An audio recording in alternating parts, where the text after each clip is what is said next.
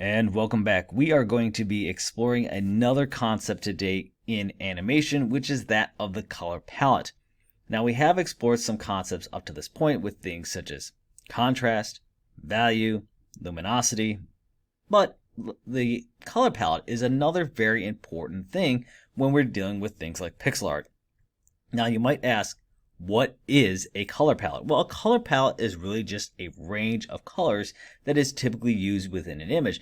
Most of the time, things in a color palette are very similar. However, it doesn't necessarily have to be that way. It's simply just the range of colors that we're going to use. So in Photoshop, if I want to have a color palette, I actually have to look under this little tab right here called swatches. So the swatches, of course, are simply just, in this case, pre-built color palettes that exist within Photoshop for us to easily access.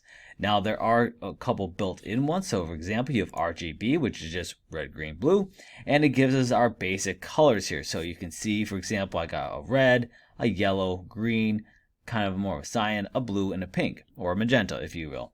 All right, and of course, these colors are available very easily. If I were to click on, for example, the yellow, you can see the eyedropper tool allows me to easily make that yellow. And you can see the swatches have changed up here. If I change this to red, you can see that the swatches change. This, of course, is just showing colors that are available to me. Here's blue. And you notice whatever color I pick on, it's adding just to the end of this. So this is right here at the top, just recent colors that I may have used that is going to put up here just for ease of use. But the RGB panel, of course, is right here. So if I choose yellow, you can see my color is now yellow. And if I look down here, you can see that the foreground color is now yellow. So if I were to, for example, come in here and let's use the fill bucket and make this yellow, you can see that it has easily come in and filled this with yellow. Or if I were to use our brush tool, as we are very familiar with, you can see we can come in here and very easily use the brush tool to fill this in. Now, there, of course, are other ones in here like CMYK, which, of course, you can see is the same in very many regards. However, this is more for print. RGB is meant more for things that you see on a screen. And so you can see there are some slight differences in the colors. We have grayscale, which, of course, is just a range of different colors. So if you are using, for example, a black and white image and you want to add some contrast, we can do that. For example, it goes all the way from white, and you can see 10% gray, 15%, 20%, etc. So it gives us a nice range all the way up until pretty much where we hit black. There's some other ones that are pre-built in here. So example, like here's some pastel colors. So if you really like to use those are really nice to look at. You have light colors, which are our standard color bank, but they're a little bit more light. Pure colors. So this is, for example, just a straight red, red, orange, etc. You have darkened colors. So here the colors are a lot more darkened. So this is really good if you're trying to do something like a shadow effect, for example. You have even darker colors, so really give you some contrast there. And you even have pale colors. So colors that are really kind of washed out. This also might be good for things, for example, like if you're doing skin tone. Now, that's all nice, but if you notice, it doesn't give us control over what colors we want to use.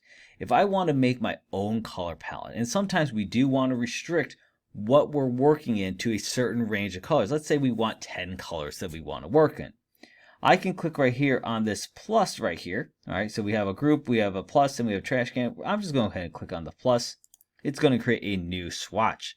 Now, I'm going to just uncheck this here because this will add it to my current library, but for now, I'm just demonstrating this, so I'm not really worried about that.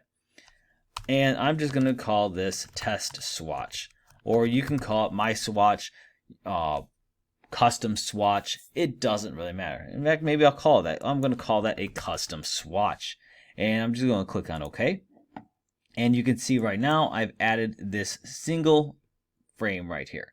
Now that's nice and all, but what's if I wanted to have more colors than that? What's if I wanted more swatches than just this one? Well, if I click on the folder icon, I can create a group. So let's call this custom group.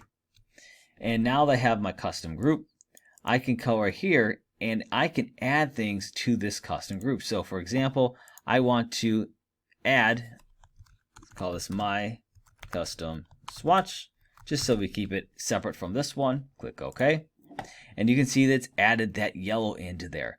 But what's if I wanted some other colors? Well, let's say maybe I want to include kind of more traditional black in there. So I click OK. I hit that plus. And then of course, notice it's asking to go back into here. So this of course is a color swatch name. Make sure I am clicked on that custom group first, because otherwise it's not going to add it into the custom group. It'll just add it as a standalone color.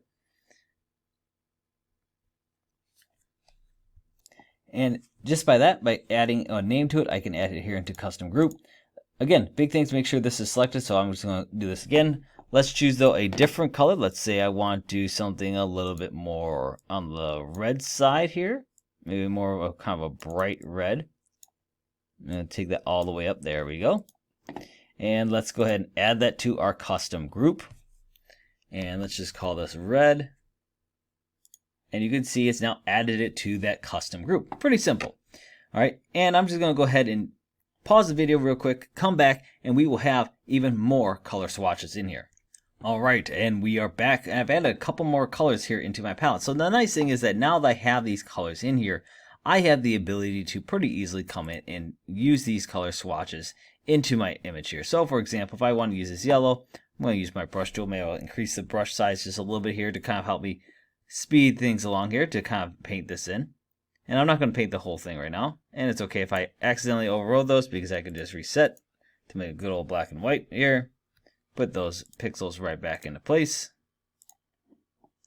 All right, and if I want to, for example, fill some of this in, we do some shading. So let's grab this lighter one. Maybe I want that to be a little bit lighter around the eyes, just to show some shadowing. All right.